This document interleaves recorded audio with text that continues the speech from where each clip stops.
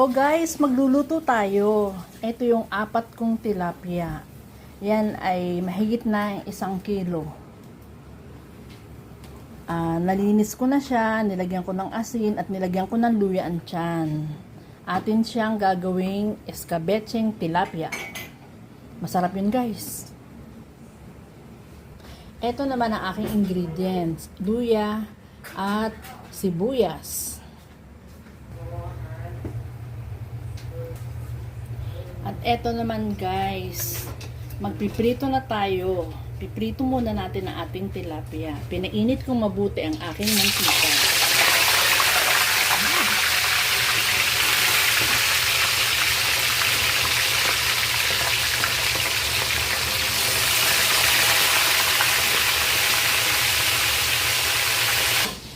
Kailangan natin ng half cup na asukal. Since nawala yung aking 1 cup nito, kaya half cup lang. Half cup munang suka. Hindi ko makita yung aking 1 cup eh. So, yan. And then, isa pa para maging 1 cup. Guys, ang ginagamit ko ay cane vinegar na suka. Ayan. So, eto guys, ang ating ingredients. Asukal, 1 cup. 1/2 cup. Suka, 1 cup. Tubig, 1.5 cup. At eto naman ang ating patis. Ito guys, ang aking kawali, mainit na siya. Lagyan natin ng mantika. O ayan guys, mainit na ang aking mantika. Ilalagay ko na itong luya at sibuyas. Magkasabay na sila. Ay wait, kailangan pa lang pamintang buo. Wait lang ha. O eto guys, ang aking mantika. Ano? Paminta. Naku, nagkakamali na talaga.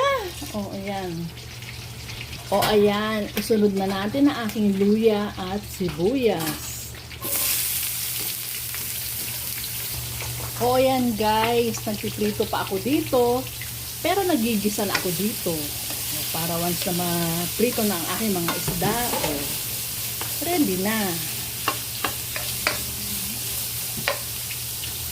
O ayan guys, nahango ko na yung unang isda na aking pinrito. Tinatong ko na sa ibabaw, pero pinatay ko muna ang apoy.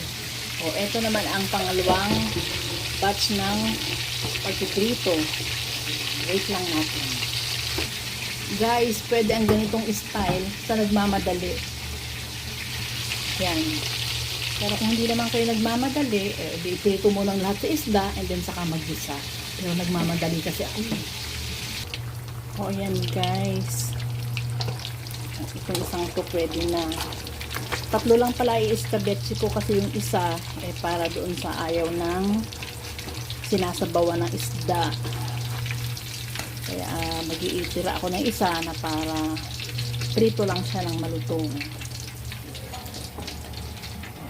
Ayan guys. Itong isang ito, papalutongin natin.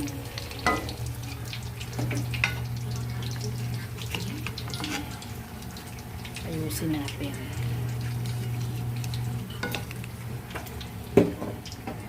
Eto guys, ilagay natin ang patis.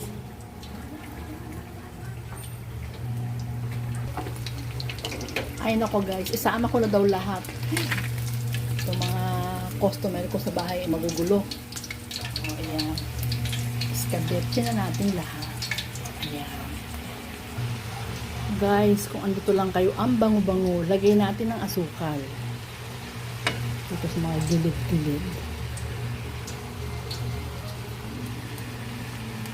Huwag ko muna ilahat. Magtira muna ako ng konti at baka sumobrang tamis naman. Lagay natin ang suka.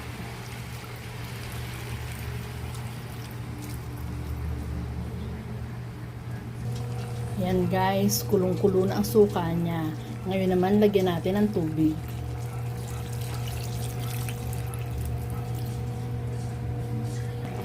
O yan guys. kulong-kulo na ang aking scabecheng tilapia. Natikman ko na rin at okay na ang lasa. Try natin ulit.